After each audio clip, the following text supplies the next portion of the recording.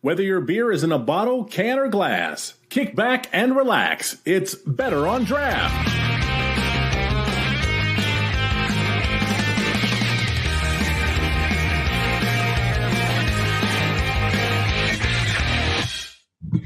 We are live, episode 330 of the Better on Draft podcast. My name is Ken. Thank you so much for joining us. I truly appreciate it. On this Friday evening, it is the 20th of October, getting ready for Halloween and all of those Halloween parties. Let us go around and see what everybody is drinking, starting with Dennis. Dennis, what are you drinking? Heyo. I have a beer I can pronounce this time. I have the extra special bitter from Waypost Brewing Company in Fenville, Michigan. And fantastic. Dan, what about you? Let's see. I've got the all-time favorite of mine finally coming back, bacon and eggs from Pizza Port.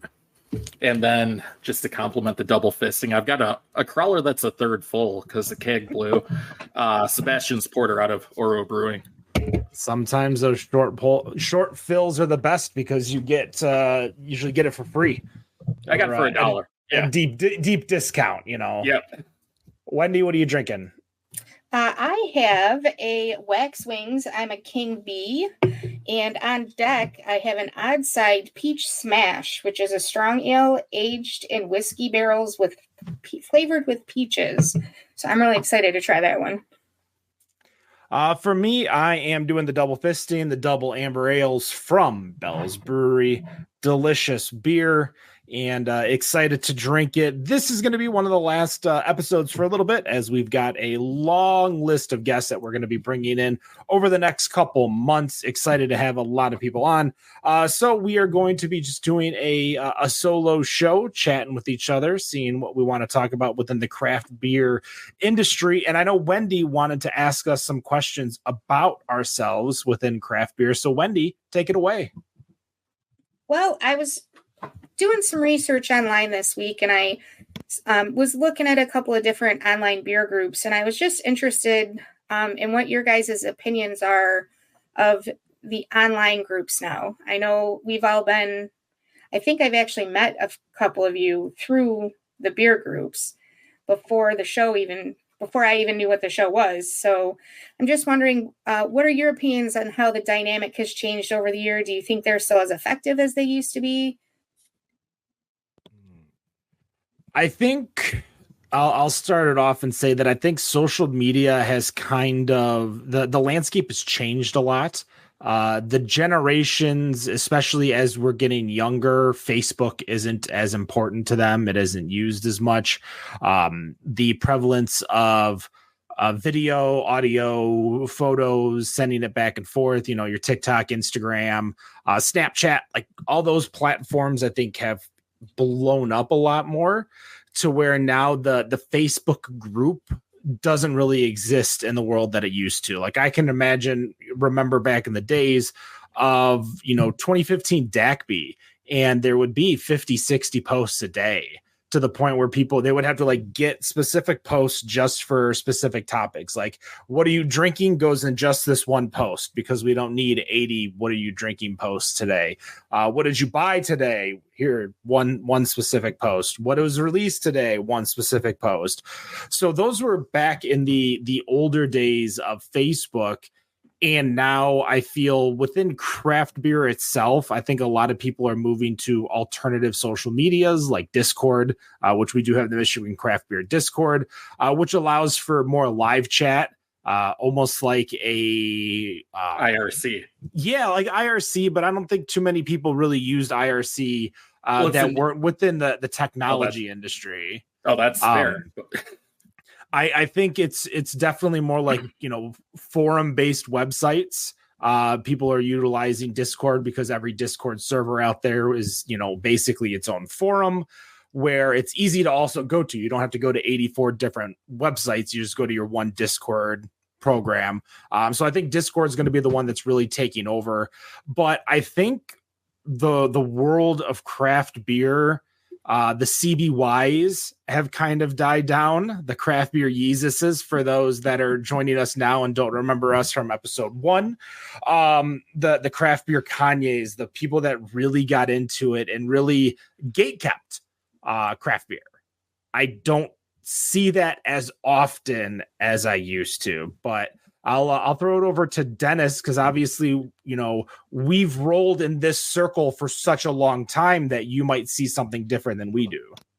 That's so okay. Online groups for beer. You're right in everything that you said there, especially about like Facebook groups and stuff like that. They're gone. People don't use that very much anymore. I see a lot of people still on Reddit. Keep an eye on like different subreddits, beer, Michigan beer, craft beer, stuff like that. But I personally don't do a lot of social media. I've made a conscious decision to try and remove myself from it. So you just get a lot of people. I know that there's in my groups a lot of word of mouth, a lot of people sharing things with each other.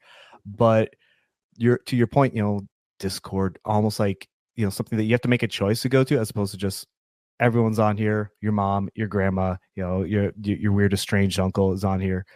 Not necessarily the case for people getting involved in things like Discord. What you're saying, I don't have a lot to say with this. Like you said, you've been rolling this a lot longer, and really diving, neck deep into all of this. What I can say is I don't see a lot of people taking pictures of their beer at the bar and then signing into Untappd, as much as they used to. I don't. God. Foursquare, whatever they used to use, right? But yeah, I don't see that. The armchair beer critic, or what'd you call them? The craft beer Yeezus? The craft beer Yeezus. Yeah, you did bring up a point where I recall back when we were utilizing Untappd, and a lot of people were using Untappd, that they were using it to track every single beer they drank, and you still see it when you go to the big festivals like Detroit Fall Beer Fest, which is upcoming, Great American Beer Festival. Like, you're still going to see it, because I think a lot of those people want to brag a little bit that they're drinking this very high specific, rare beer that they could never get unless they went to the specific festival. But I agree that you're not seeing the phone in the nose aspect of craft beer love, and it was all really just braggadocious. It was all, look what I'm drinking. Like, I'm doing this to dunk on you. Yeah, I have 2,000 badges on Untappd. That's great. How much is that worth in Dogecoin? I don't know. Like, it's about the same, I think.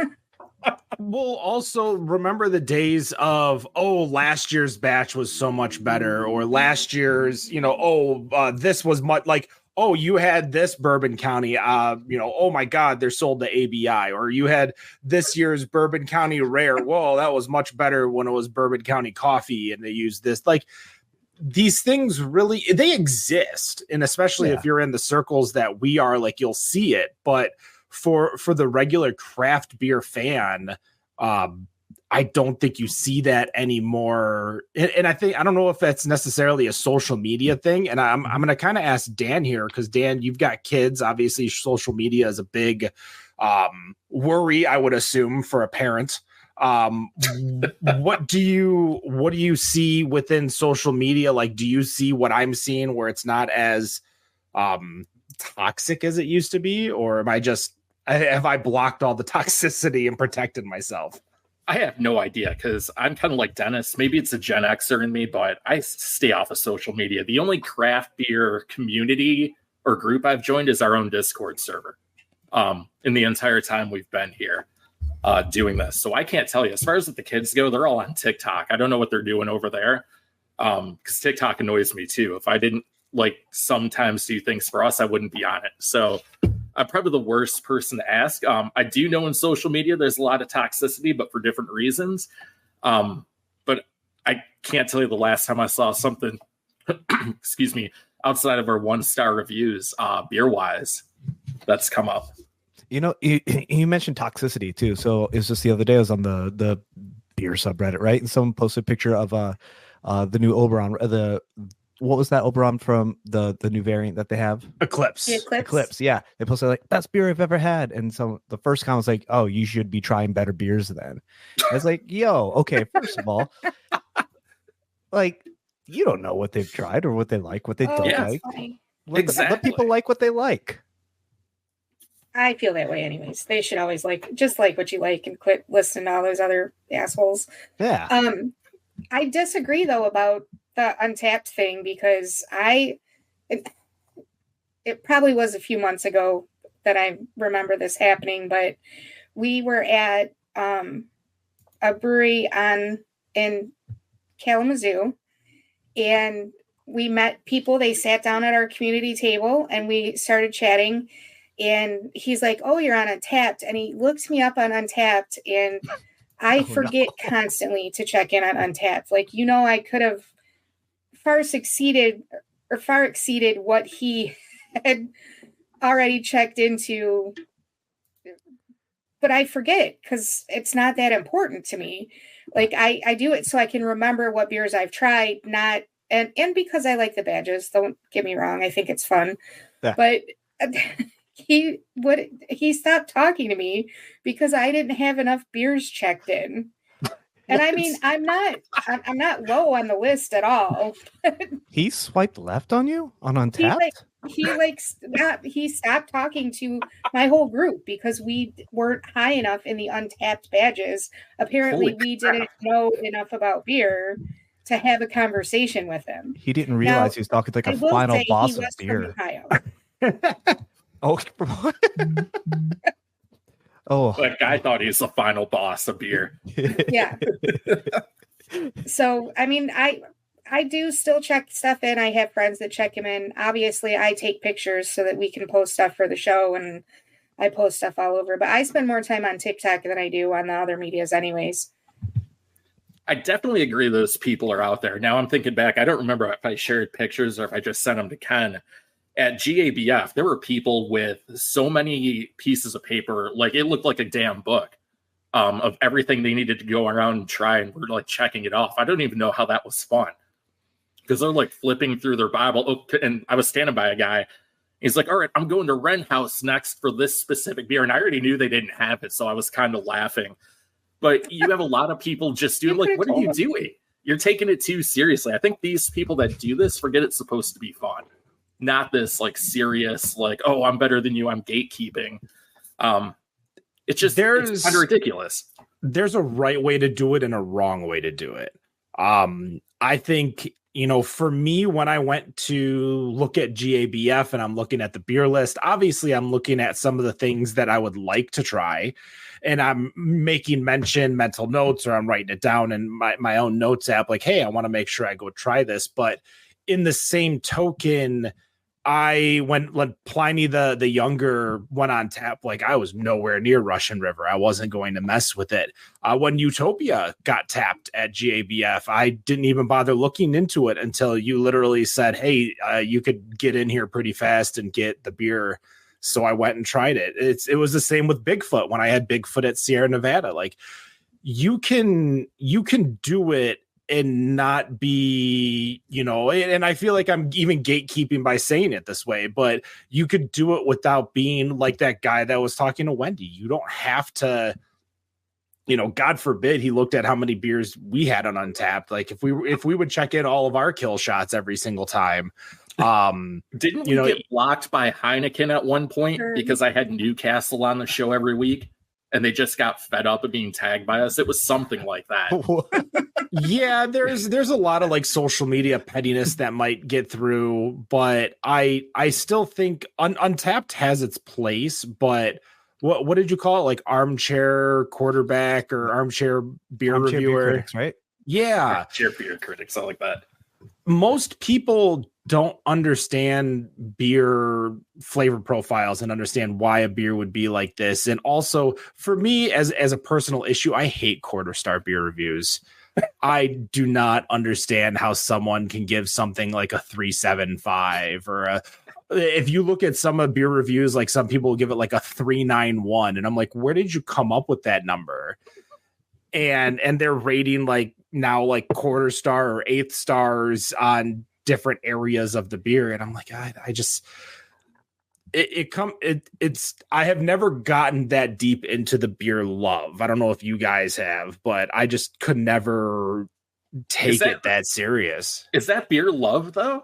I mean, that's being overly critical. That's just math, and that sucks. Well, and part of the problem is that the people who are doing that don't actually know how to judge a beer. They're judging it based on how they feel about it, not judging it on whether or not it's actually made the way it's supposed to be. I think that's Yeah, I would. Oh, go ahead. Yeah. I would put any of those people up against someone like Wendy, who's been working on doing that, like, seriously, to see if they could actually figure anything out with these beers. But meanwhile, those people are the same ones that will go to the brewer and tell them they should have done something different. Ooh. Or tell them their beer sucks. Ooh. Right. Violent notes for you, Mr. Miss Brewer. I give credit to those people that have the Balls. Yeah, the cojones of doing that to a brewer. Like, I feel bad telling a brewer when their beer is, like, obviously infected or something's wrong with it. Like, I'm like, it's not my place to tell. I'm not a professional judge. And the problem is that with Untappd, my rating is worth just the same amount as someone with the BJCP flavor profile, like professional rater, like our professional drinker, professional taste tester, professional competition. My rating on Untappd is worth the exact same as theirs. And that's where, the issues can happen, especially when you get to the non-standard styles. And when I say standard, I mean IPA and, stout. And when you get into lagers, like, a lager at 4 out of 5 is probably one of the best lagers you're going to have when you see it 4 out of 5 on Untappd, because it's not going to get those high ratings. It's not a Schramm's mead. It's not a barrel-aged 18% adjunct-laden stout, and it's not an IPA. So, I don't know. Yeah. I'm talking a lot. Well, I mean, to that point, though, too, a well-crafted beer doesn't need to blow your socks off. Candy can blow your socks off taste wise, but it's just sugar, right? A well-crafted beer is going to bring out those flavor profiles and that sensation that is part of the process that we have well documented for years and years and years. And you can tell the difference between a well-made beer that's made really well, batch to batch to batch to batch to batch, and compared to, like, oh, we threw 90 pounds of Twinkies in this beer, and I'm sure it tastes good, but I can only have so much because that is candy, and doesn't necessarily mean it's well crafted. It means it has a big flavor. True story. Mm-hmm. So that actually brings me to the next thing that I was thinking about is, so we used to go to Beer Advocate, and then AB and Bev kind of took over them. So we started not trusting what we were getting from there. And then Untappd was kind of taken over by people who had no idea how to actually rate a beer. So what are we using now to determine what beers we need to try? My heart. Yeah, if I see something and it sounds like it's good, I'll go try it. I don't need anyone else to tell me.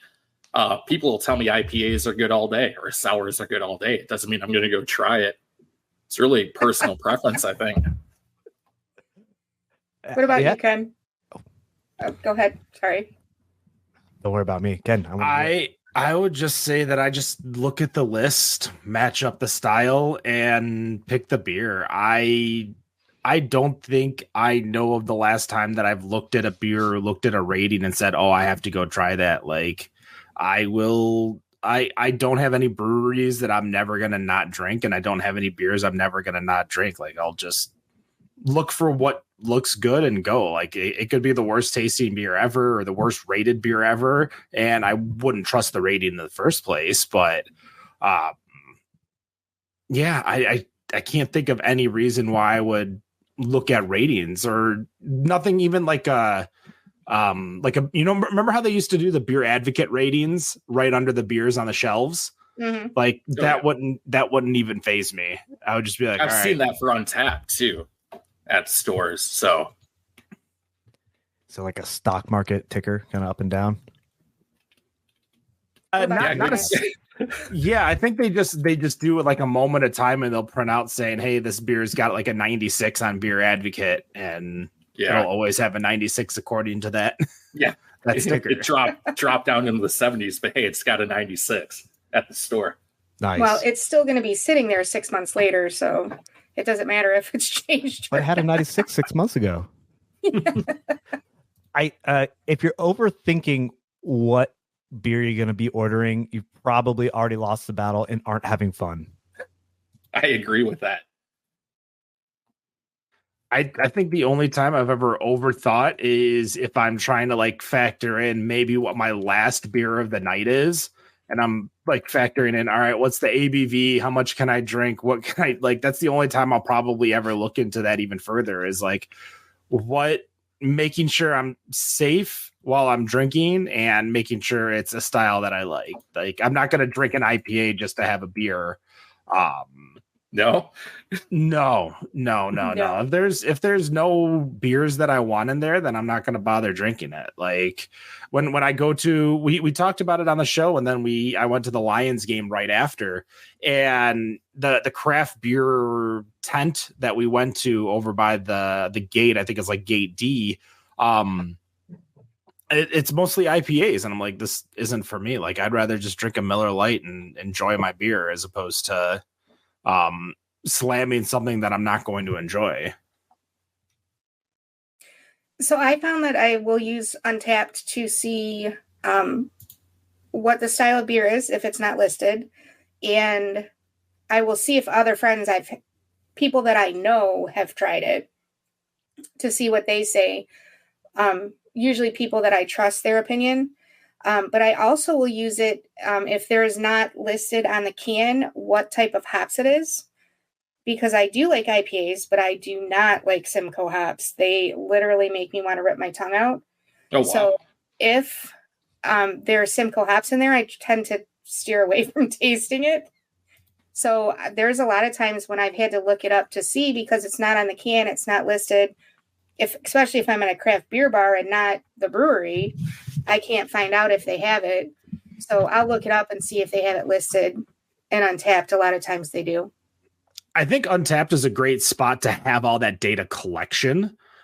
And I think you're using Untappd the best way to use Untappd. I will use Untappd not to check it in, but if there's no ABV labeled anywhere, like it's not on the menu, it's not on like anywhere, and especially if the bartender doesn't know because it's just a draft, that's probably the one thing that I use Untappd the most for, is if there's a missing ABV number and I need to find out what it is. Personally, what I think the best use of Untappd these days are the bars and breweries that use it for their menu, because it makes it easily accessible so you can check it out too. I think that's the biggest value of it these days, honestly. I forgot about that. Yeah. That's the function. Yep. I want to give you the heads up. Yeah, I want to give you the heads up, Dan, that Untappd beer menu prices, they're jacking up the prices for the API and stuff.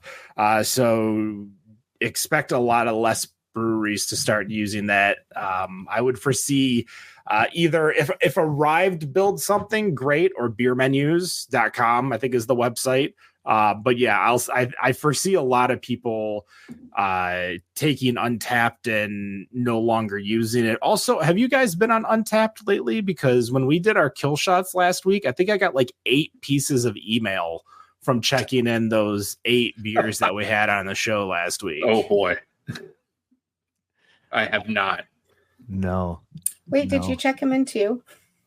I did not check them into, but okay. on the email, yeah, I get the email. So when it pops up and says, "Hey, buy the IPA box from Untappd," it also sends an email saying, "Hey, we sent you this message. You should buy the IPA box from Untappd." Hey, you earned this badge. Oh, here's an email saying, "Congratulations on earning this badge." Oh boy. Yeah, I'm pretty sure that's a setting that can be changed.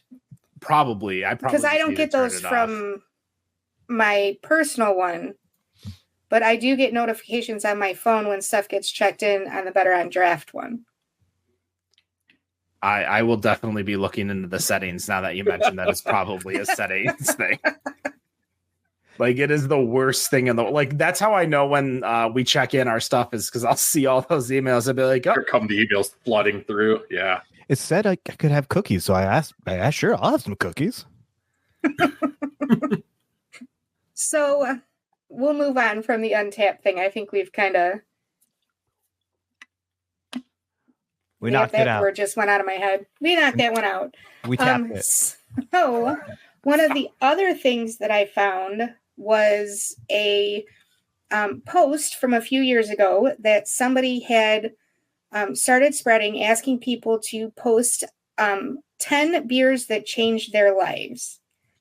So I'm curious from you guys, what is a beer, or more than one if you want to put them out there, that changed your life? I want to hear yours, Wendy. My first one would probably have to be Dragon's Milk. Fair. Because that is really what brought me in to my love of stouts. I thought it was amazing. It's so good. And the fact that they have so many different variations. I actually have an oatmeal cookie Dragon's Milk in the fridge, waiting to drink it after the show. So excellent. The other one I would probably have to say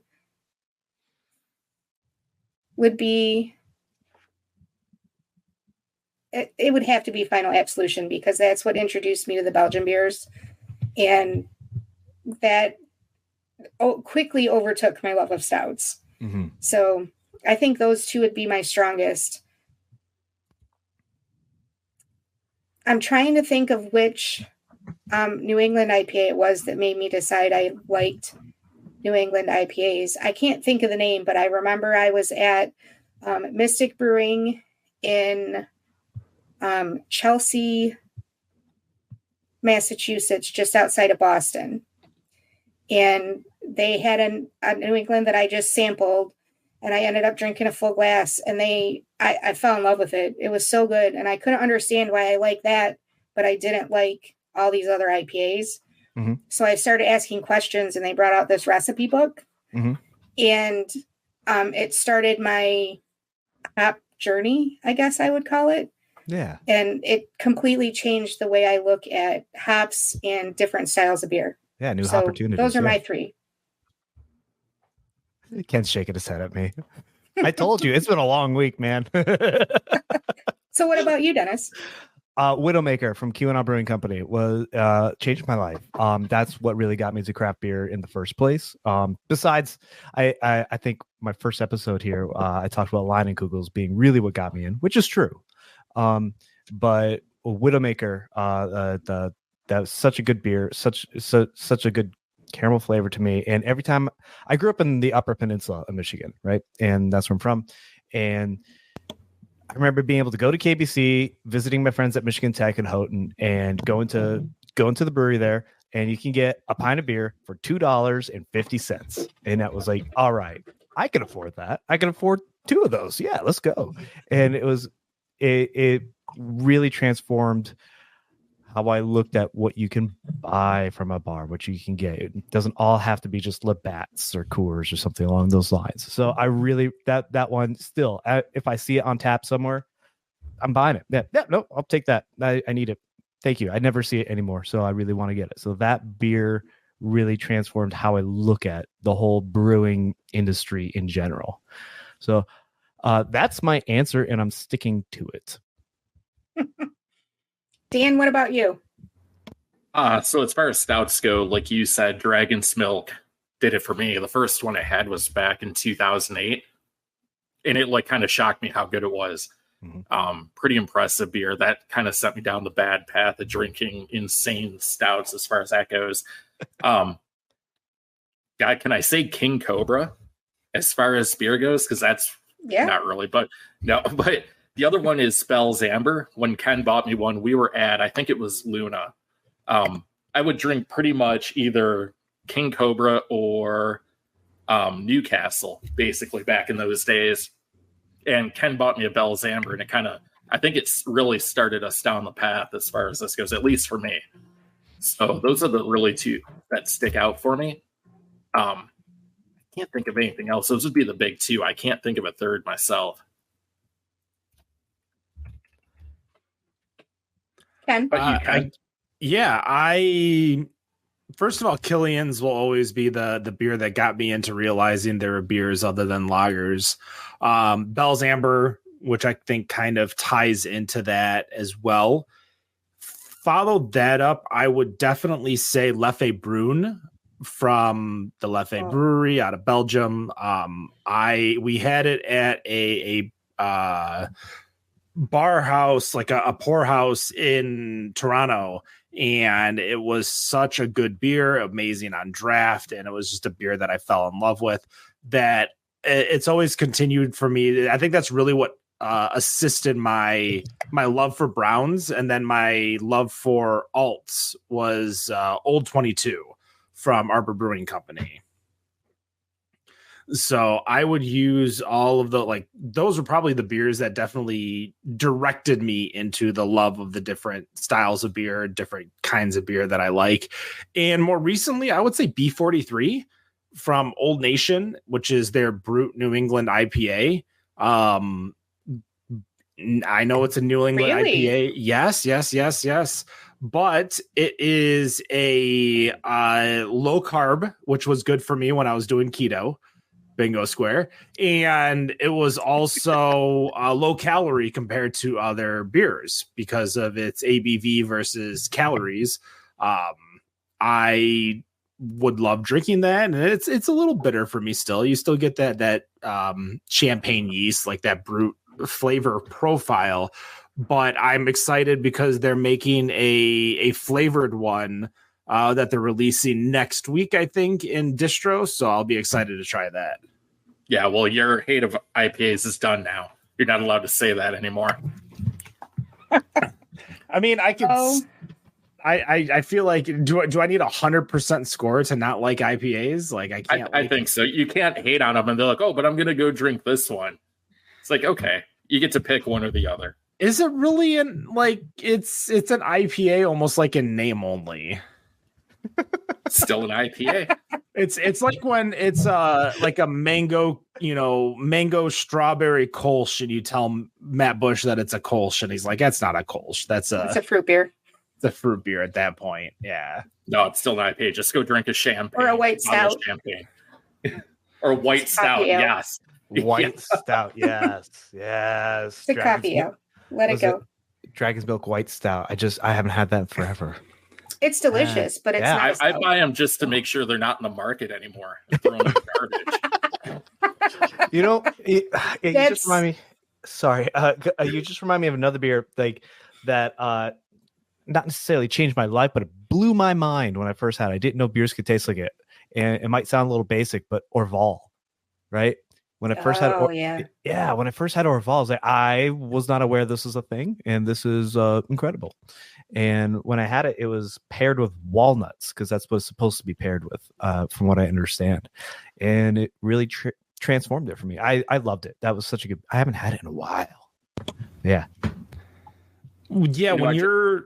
I was gonna say, when you get into that world of like open fermentation and you're dealing with like Brettanomyces and all these other and purposeful infections, it's really it's what Ron Jeffries is known for, which is why he's like the king of sour beers. You get to really see a different side of beer that you'll never be able to see. Yeah. So another one that I have that when you said that, it made me think, the West Fletcherin 12. The first time I ever had that it's a Belgian quad, and it is so delicious. Ooh. And I have a friend that brought some back, and because you can only get it at the brewery, and it's amazing. It was so delicious. It actually made me want to go to Belgium. So my list of places that I wanted to go to try beer has completely changed, and Belgium has gone to the top of the list. So that's like my next big trip that I'm planning. Is there room for us? Yeah, absolutely. Anybody that wants to come can come. Once I get the details worked out, I'll put a link out there, and anybody who wants to join in will be able to come along. And my goal is to go to all of the Trappist breweries. Awesome. So, and I'd like to do it at a time where I can end at Oktoberfest, just because since I'm over there, you might as well. But yeah, it's right down the street. Hop, skip, and a jump. No big deal. So Wendy's gonna be posting her number and her email onto our Instagram, right? So everyone can No. contact We'll her have there. a link that they can go to figure it out. Okay, sorry. Not Almost your phone doxed number? you there. Almost doxed you there. Don't Your get too home address. crazy. So, so speaking of beers that have changed our lives, I know Ken is really excited about this topic, but if you could craft your perfect beer flight, what would it be? Ooh, yeah. I want to hear Ken's 5 answer beers. first. Yeah. It can be a style or it could be a specific beer.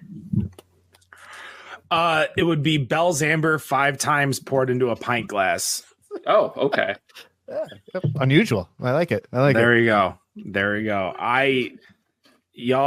I saw somebody was on our Instagram posting that they were at drafting table and they bought like a beer and a sidecar, and I'm like, that's fine, that's fair, but I still think we need to eliminate the craft beer flights. That's an opinion. That's it. That's an it. opinion. It is an opinion. I stand by it. I ain't backing down. Not the only opinion on the show. That is true. That is true. It is not my show for those that feel like it is. Here comes the 1-star reviews. Here we go. All right, Dan, what would you put in your flight? Okay. So barrel aged, we're gonna go see how would I start this barrel aged stout, whatever is there. Russian Imperial non-barrel aged for number 2. Got to have a brown ale in there. Got to have an ESB. And then what would I do for the 5th? Maybe English like a mild. red or an an English mild if they have it, or a red or an amber. And probably go from number 5 up is what I would do. Okay. So you would start at the barrel aged? No, the other Or way. you'd start at the red. At the red or the lower amber. one. Yeah. Okay. I'm still thinking about five glasses of Bell's Amber and 1 pint. Yeah, Ken's just a hater. Don't even pay attention to that. Bell's Amber poured in a pint glass. Dan, I like how you got real specific there, because I didn't with my answer, and I'm not going to get that specific. All right, you don't have this, then I'm not getting a flight, right? So, but call me basic, but I want like 3 mainstays, something experimental, something weird. That's what I want in a That's typical fair. flight. Yeah, That's but totally fair. I also want a pint of something else that I can drink alongside of it. Oh, now you're getting into Ken's hate territory. I can't say much because that's what I used to do at every single brewery I went to, like 6-7 years ago. Like I would walk in, I'd get a flight of everything that isn't the brown, and then or the brown or the amber or the red, and then a pint of that. Yeah. Makes sense. That's hedging your bets for the most part. But or just go to the bartender and be like, surprise me. Let's go. Show me what you think I want. But then you end up with a milkshake IPA. I mean, and you're drinking pine sol with milk. If it's wet, I'll drink it. I've said that before, and I'll keep saying it. Oh my god, I love milkshake IPAs. I don't know what it is. It's the mouthfeel with the, I love them. Yeah. It's oh boy, it's like a malt oats. That's not it. I don't know, but I will try it every time if there's a milkshake IPA. Ken will too. Yeah. Well, now that he's an IPA fan. Yeah. Ken's our newest IPA guy. So for me, when I go, I don't get flights at my regular breweries unless I haven't been there in a while and there's a few things I want to try. Mm-hmm. But when I go to a new brewery, I will always ask them for their most popular beer, the bartender's favorite beer. Ooh, I like that. Regardless of what style, they always want to be like, well, it depends on what you like. And I'm like, I don't care what I like. I want to know what you like, because there's always something good about that beer that they might like. They must like it. Mm-hmm. So I want to see what it is. And then if there's a barrel-aged stout or some other type of stout, I'll get that. If there's a Belgian beer, you can damn well be sure it's going to be in my flight. And then depending on what their popular and their favorite beer is, I'll always try and go for a Kolsch or a Hefeweizen. Just so I can see what else they're brewing. Yeah. Yeah. I like that. Sick. It's 4 flights, baby. I'm a big fan of the flights. So I do have another quick question about flights. I know, Ken, you don't have to answer this one, but when you guys get a flight at a new brewery, do you drink each beer individually, or do you sample all of them and then drink them in an order? Because like when I get mine, I will sample everything, and then I drink the beer I like least first, so I'm ending on my favorite beer. I do the exact same thing. Try them all first, and then the one you like the least, and work up from there. Yeah, that's how it's done. All right. I just want to see, because I have other people that don't do that. This is why I don't like flights. That's not what I do. If when I had a flight in front of me, it's the same way I eat. I call myself a circle eater, where like I eat all the vegetable and then all the potato and then all the meat or something like that. Like I'll drink all the first beer, all the second beer, all the third beer. Now I'll drink it the way like light to dark. Usually I'll drink. Or if I know something's going to be very overbearing with like adjuncts, especially if it's like a stout with 18 adjuncts, that's always going to be last. Or if I'm, if I had to fill out my flight with a IPA because that's the only other thing that was left, it was 4 beers and then 20 IPAs, then I'll save the IPA for last. Like I get like I just don't want to blow my mouth out with a different flavor profile or a bitter profile, not knowing what it is. It could be smooth and easy to drink. It could be like Centennial from Founders, which is one of the few IPAs that isn't like a New England or hazy or anything like that I'll actually tolerate, but or would tolerate. I haven't drank a Centennial in 5 years now. Yeah, so that's me. Like I have to drink the whole beer before I just move to the next one. I can't do it like hot potato in between beers. Well, you don't give a try to all of them before you do that? No, not at all. Interesting. Not at all. I do have friends that do that. The closest thing you'll see me do is if I'm double fisting 2 different beers and I'm drinking from the 2 big beers at the same time. Like I'll somehow drink both of those, like, a little here, this one's a little bit more filled, so I'm going to drink from that one first. But yeah, I never taste like a little bit of each and then move on to the next one. Like I just drink the one that I, drink the first one, the second one, the third one, etc. Got it. Okay. Here's why I can't do that. So when I pick out my flight, I'm usually going through the list and I see something that I have to try, so I put it down. Well, then it's not in the order that you should drink it. Right? So yeah. It's not necessarily in the order that you should drink it, but when they give it to you in the order that you put it down on the card. Yep.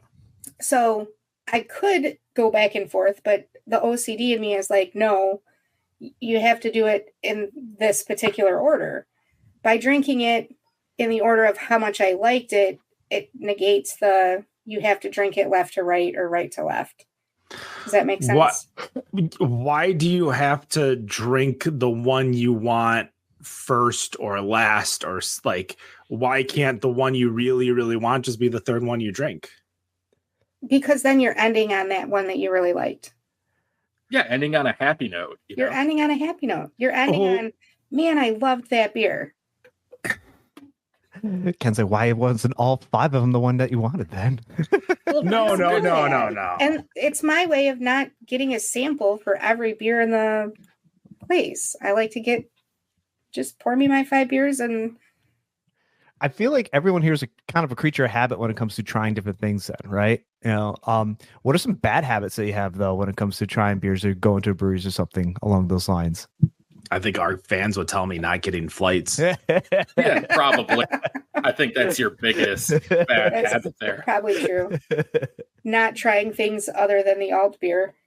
Yeah. Well, apparently I'm just not drinking at all when I go out to breweries. 1 out of every 10 places I might have a beer. Bad habits. Yeah. I'm trying to think of what would be a bad. What do you consider a bad habit? Well, here's what I do. This is a problem I have, and maybe it's just a social thing. But like, we go out to a brewery, try different stuff. Let's say a friend orders a flight, doesn't finish it all, right? Before we leave, like, you can finish that, and then I'm just knocking them back like tequila shots at a bachelorette party, right? So, and probably shouldn't do that. I'm not even tasting it at that point, but like, Hold on. Did you say a bachelorette party? yeah, drinking tequila Wait, shots at a bachelorette party. So are you like the only guy there knocking back tequila shots? All right, so I actually have a story about that. So. Is this the time and place? Sure, go ahead. You're with friends. All right, so it was a while ago. We're at this Irish pub. It was my dad and I. He just turned 70 actually, but this is about 10 years ago, and sitting there. It's a little later at night. We're like the only people in this bar, and having this great conversation. I think we're talking about deer camp, right?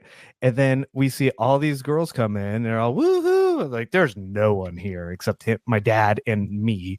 And like, oh hey! And then one of the people walks up, and it was a friend of mine. She's like, "Oh, Dennis, how you doing?" I'm like, "Oh, hey, what's going on?" And like, "Oh, we're in a bachelorette party. We're going around the pubs, stuff like that. I think we're just gonna do a shot and head out. You guys want to go with us?" I'm like, "Dad, you want to go?" He's like, "Yeah." So we hop outside, and there's a pedal pub, right? Oh so boy. Like, yeah. So like you're biking along the streets of Marquette, and I had a great time. We were with them for like 45 minutes. Someone just passed around tequila, and I had a fantastic time. So what was your question? I was asking the question that you asked us. Oh yeah, yeah. Bad habits. No, that's I 100% am that kind of person. The 300th episode literally killed me. That party opened up everything. Yeah, that's the one where Dan opened up every single Flying Buffalo, and I'm just seeing all of these open bottles with so much beer in them. And of course, it's not like lagers or anything. It's 14 to 16% ABV beers, so you can't just, you're basically kicking back tequila shots at that point with a 4-ounce miss. But yeah, I was always the same way. Like, I can't not have a full, like, if there's a drink at the table and it's not done, like, I'm like, come on, let's drink a beer, let's go. Yeah I don't know. Do you still pressure people to finish their beer if you're leaving? Me? Like, I don't think there's anything wrong. Or are you talking about yourself? No, myself. I can't. Okay. I can't look at that beer and see it's still there and not finish it. Oh, see, I thought you were one of those people like, you have to finish your beer. It's like, no. I at that point you're making your own adult decisions. But when it's like a beer, like the old studio days, and there'd be like a little bit in a growler left, I'm like, all right, let's finish this beer. Hey, yeah, let's clean up. What's left? Oh, there's a little bit of here. Who wants it? Like, not pressuring, the royal someone else to drink, but hey, let's at least clean this up so we're not embarrassing ourselves pouring out all this beer. Yeah, that's fair. So I guess then my bad habit would be that I do not feel the need to finish my beer, and I'll tell you why. This was actually pre craft beer, Wendy. We were at the local bar drinking buckets of Bud Light, and we had tattoo appointments the next morning. Ooh. And somebody bought like 2 buckets right before we were supposed to leave. So we finished those buckets, and we drank quite a few buckets between the 6 of us that night. And the next morning I got up and I went to my tattoo appointment, and I got my tattoo on my leg. Mm-hmm. And he was a pretty big guy. And he was literally like wrapped around my leg to keep it from shaking. And I bled so bad. I was going to ask because I had so much alcohol still in my system. Like, he finished that tattoo and he was like, so next time you come and get a tattoo, let's try not to get trashed the night before. Like, it was, I'll just never forget. Like, he was literally like bear hugging my arm or my leg, just to keep my legs steady enough for him to be able to do. And it looks good. He did a fantastic job. But I will never drink that much before getting a tattoo ever again.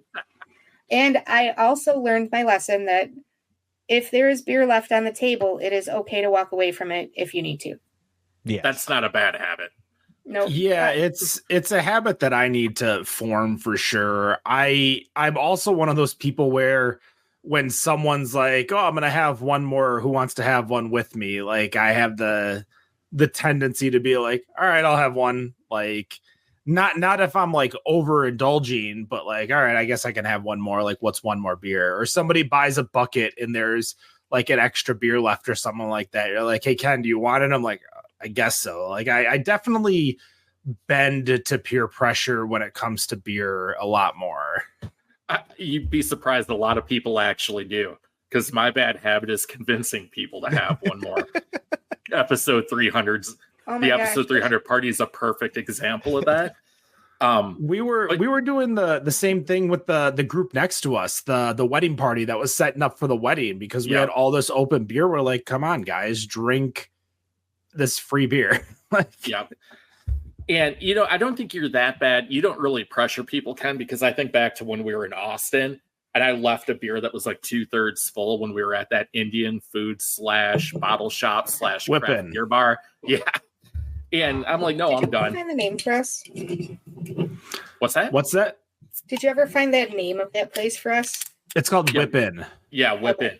It is a shockingly good place. Like, you wouldn't expect it. But no, I was done, and then we drove back, and then we were cracking open beers we bought there. You know, just needed that break. You were never pressured. You're like, are you sure you live in that beer? I'm like, yeah, I'm done.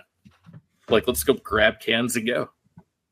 Yeah, well, you were also doing like high octane beers throughout most of the night, and I'm drinking the ESB. There was a decent amount of ESBs, English milds, brown ales, like low ABV lager pills for our trip.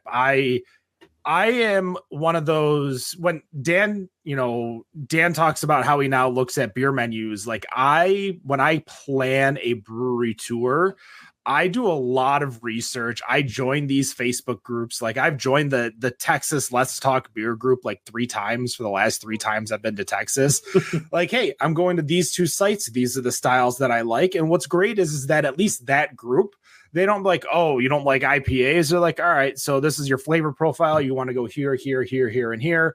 And here's an opportunity. If you I know you don't like IPAs, but this is, the IPA house or something like that. So like when I did Dallas and Grapevine earlier this year, and we hit up 6 spots on our little tour, and every single spot was a banger. And the last one, Hop and Sting in Grapevine, that place, I'm actually making a bet with a friend who lives in Texas, but he's a Ravens fan. And we're doing a money line bet, 6-pack of beer. So I'm going to be shipping off a 6-pack of Resolute from Drafting Table if the Ravens win, and when the Lions win, he'll be sending me a 6-pack from that Hop and Sting place. So for those of you that enjoy Texas beer, Dallas, Metro Dallas, Dallas-Fort Worth, and Grapevine, Hop and Sting. I think it's Hop and Sting. Yeah, because it's the Scorpion and the Frog, Hop and Sting brewery. That's one thing that I really like about the craft beer girls groups, because they have one for each state. So when you're going to a new state, you just join that group, and you've got all those people that are there trying a bunch of different things already that can give you the direction that you need and where to go. It's really awesome. Nice and accommodating. Yeah. You want to go here, exactly. here? What do you like? This? Awesome. Don't go there then, but go here, here, and here. Let's we're coming up at the break. For those of you listening live, obviously we'll come back with the craft beer news. For those of you listening via the podcast, obviously wait for the craft beer news segment, which comes out on Mondays every single week. But let's go through real quick, because I know on Wendy's little list of questions she wanted to ask us, surprising beer cities. I know, Dan, you get around, you like to travel a lot. I like to travel a lot. Wendy definitely likes to travel a lot, puts us to shame. Dennis, I don't know your travel habits, but do you have a surprisingly good beer town that you want to suggest to our listeners? That's a good question. I mean, I live in Grand Rapids, right? So like it's Beer City, USA, right? I'm a little spoiled. Surprising beer city. I was trying to think of this. You know what? Actually, when I went to Puerto Rico in San Juan, they had a fantastic brewery called Ocean Lab. Ocean Lab Brewery. That was such a cool place. It was like half brewery, half resort. And there's a couple other places there too, but I was not expecting much. I had a great time. So definitely recommend San Juan if you want to check out something out of your usual wheelhouse and in a warmer climate. I expect in the next 10 years to get a lot of slashes. And when I say a slash, I mean brewery slash something else, like brewery slash bowling alley, brewery slash axe throw. Like I think we're going to see a lot more of those in the near future where people will realize that they could potentially brew their own beer and save a lot of money by having a craft beer in-house too. Yeah. Or, contract beer where they consider themselves a brewery, but they, go brew at Brew Detroit once a month or something like that. Mm-hmm. Dan, what's a surprisingly good beer city for you? So the thing you just mentioned real quick, I want to touch on, we have State 48 out here. One of the breweries has a brewery / bowling alley, and it's always packed. So I definitely agree with you on that. Are you looking for international or within the U.S.? I don't care. Whatever you want. Okay, so I've got two in the U.S. that are kind of tied for me. Flagstaff, Arizona, probably one of the best beer cities in America, especially for how small it is. And then Albuquerque is a surprisingly good beer city. Some really good breweries out of there. And then for an international bonus one that people wouldn't think would be Christchurch, New Zealand. You get a lot of cask ales out of there. You get a lot of really good quality and a diversity of beer that you really don't find in a lot of places. Wendy?